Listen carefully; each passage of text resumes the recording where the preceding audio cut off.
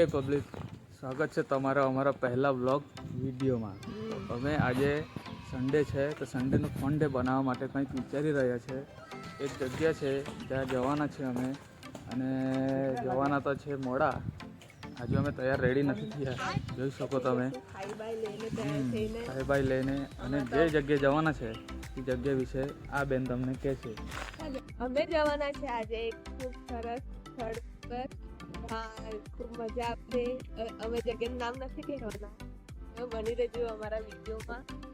તમને બતાવશું કેવું વિડીયો છે ને શું છે તે બધું. નથી થયા હજુ, ખાવાના બાકી છે, હજુ બધું બાકી છે. હજુ તમે હમણાં નાહીને આવીશું અને વરસાદ પડતો છે પણ વરસાદ બહુ દેખાતો નથી. વરસાદનું પર વાતાવરણ છે. આ વ્યૂ જોઈ શકો છો તમે. વરસાદ તો બનતો જ છે. તો ગાઈસ વાતાવરણ સાફ થઈ ગયું છે. હવે નાહી લીધું છે. હવે થોડીક વાર રહીને પછી જઈએ, ખાઈ લઈએ, તૈયાર થઈ જઈએ. આ વાતાવરણ એકદમ સાફ થઈ ગયું છે. તો હવે નીકળીએ થોડીક વારમાં. અમે જ્યાં જવાના છે ત્યાં જગ્યા પણ મસ્ત છે. બની રહેજો અમારા વિડીયોમાં, તમને બતાવશું જગ્યા કેવી છે તે. આજે મજા આવી જશે. અમે તૈયાર થઈ ગયા છે, આ પણ તૈયાર થઈ ગયા છે. અમે અહીંથી 2 જણ જવાના છે અને એક પેસેન્જર છે, એમ કહીને અમે 3 જણ છે. પેસેન્જરને અમે લેવાના છે રસ્તેથી. હા, આ છે અમારી ગાડી, લઈને જવાના છે અમે. ચાલો અમે નીકળીએ. વિડીયોમાં બની રહેજો. તો અમે નીકળી ગયા લેવા અમારા ત્રીજા પેસેન્જરને અને અમારી લોકેશન તરફ જવા. અને રસ્તે જે સુંદર નારિયેળના ઝાડ જોતા અમે પહોંચી ગયા પેસેન્જરના ઘરે. અને આ છે અમારી પેસેન્જર નંબર 3. એને લઈ નીકળી ગયા સીધા અમે અમારી લોકેશન તરફ. અગાડી જતા આવ્યું સાદડી ગામ, જ્યાં છે આપણે બજરંગબલીનું મંદિર. જ્યાં અમે કર્યા દૂરથી દર્શન અને નીકળી ગયા સીધા અમારી લોકેશન તરફ.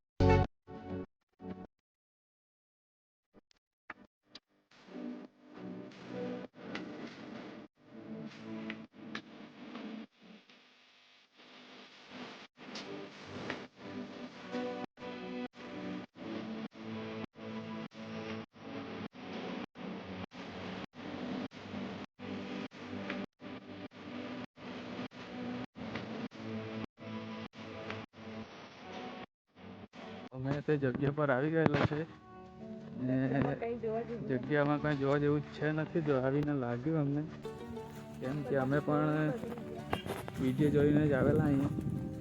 પણ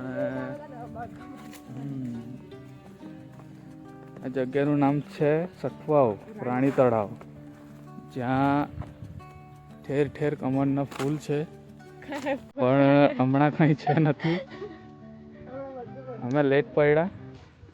અમે જોવા માટે આવ્યા હતા કંઈક આવો સુંદર નજારો, પણ અમને જોવા મળ્યો કંઈક આવું. અહીં ઊભા રહીને હાલ થયો અમારો બેહાલ. તો અમે સીધા નીકળ્યા ઘરે આવવા માટે.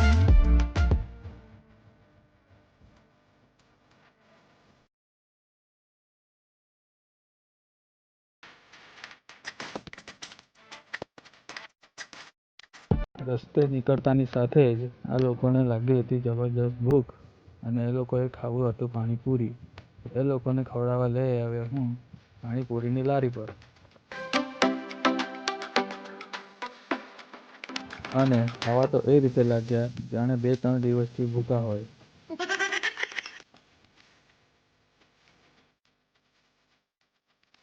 પાણીપુરી ખવડાવતા જ મેડમ થઈ ગયા ખુશ અને નીકળી ગયા અમે ઘરે આવવા.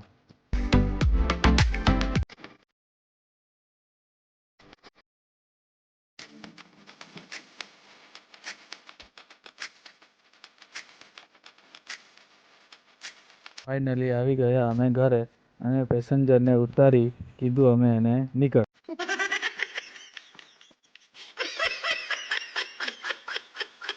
અને અમે પણ નીકળી ગયા અમારા ઘરે. અમે ઘરે આવી ગયા છે.